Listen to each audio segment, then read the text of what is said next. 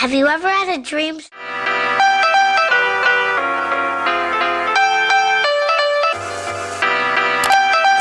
Hello everyone, welcome back to my channel. If you're new here, my name is Annie Jin. I recently graduated from Columbia University and I'm currently working in New York.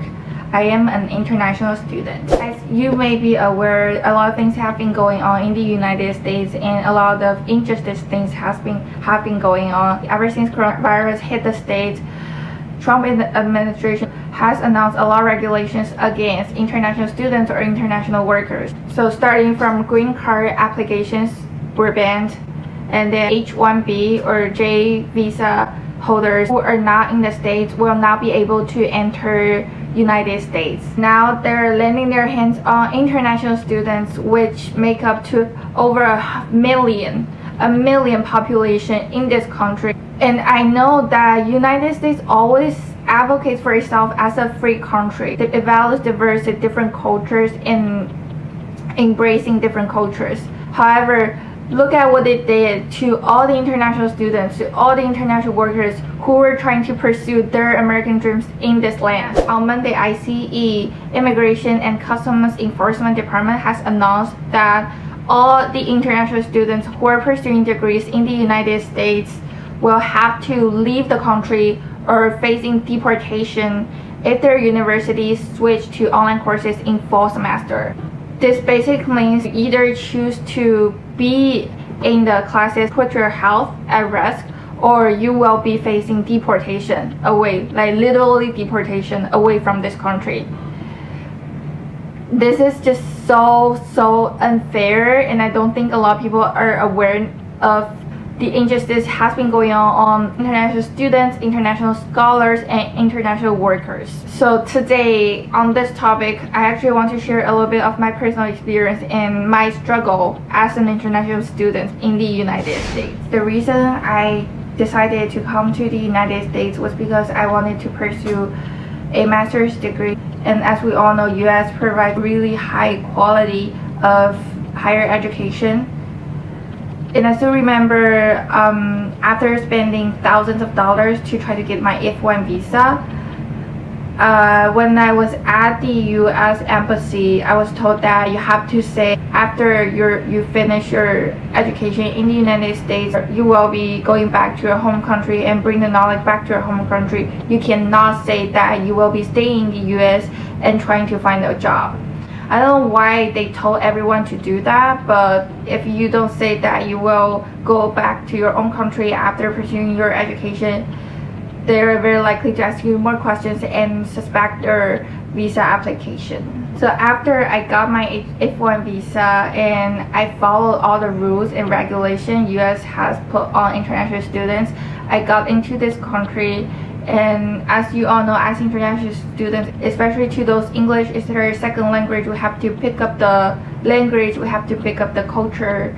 And when I first came here, I felt really isolated and lonely because I had no friends here. I was not used to the food here. I did not know how to cook, so I had a lot takeout food and a lot of microwave food.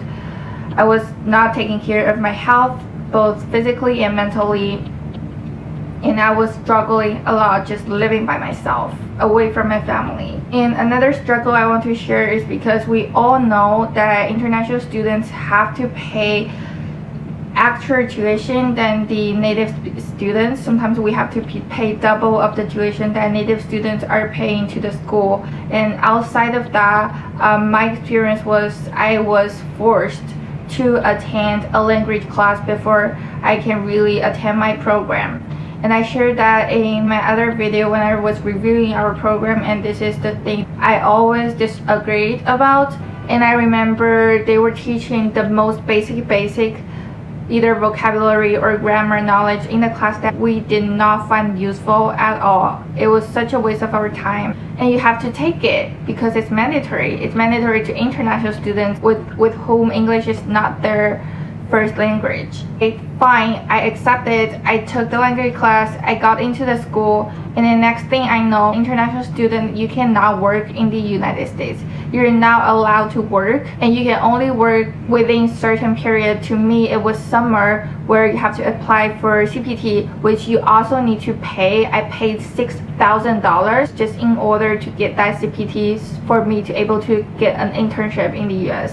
And getting an internship was so hard because there are a lot of procedures you have to go through as an international student, and companies tend to choose native students over international students. You have to be double or triple as good as native students to even get an internship of whatever company out there.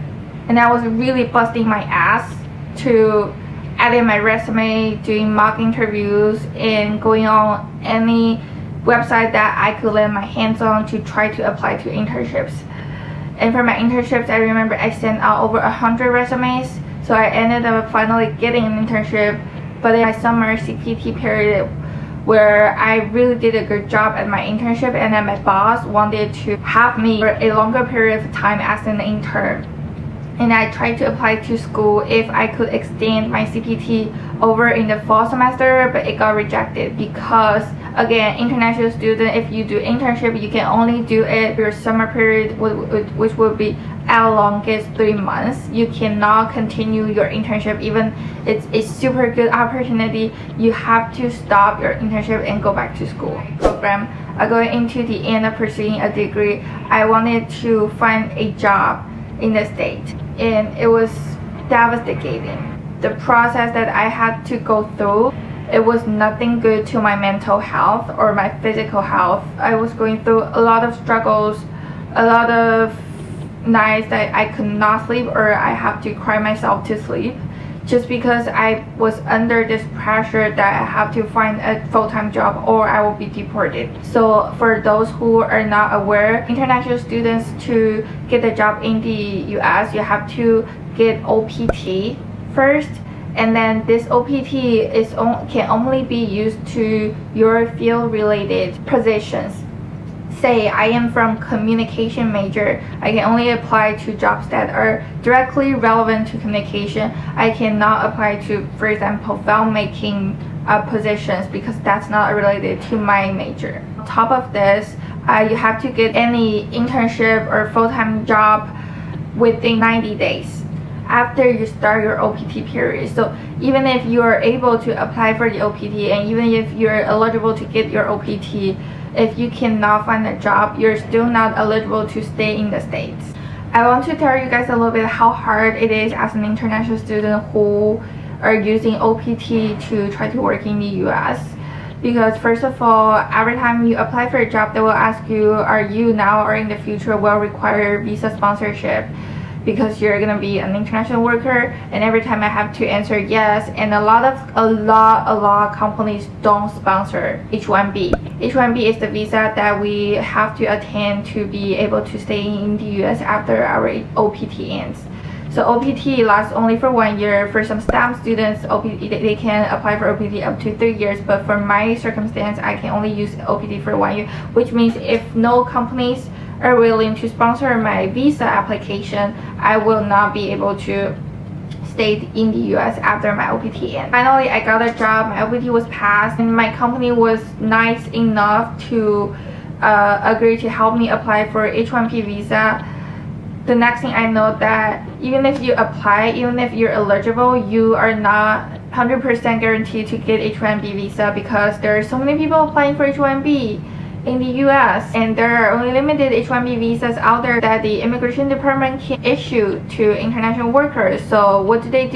They go through a lottery. So basically they put everybody who wants to apply for H-1B visa in the US in the same fiscal year, and then all these people have to go through a lottery to compare who has the best luck to be able to even start to apply for H-1B. So for this year 2020, I remember there are over 270,000 people applying for H1, trying to apply for H1B, they can only issue 85,000 H1B applications. So the chance that you might be able to even apply for this visa is under 30%. I was not lucky enough to win the lottery. And I don't know what will happen. I still haven't found a solution to stay in the state to keep my job after my OPT ends.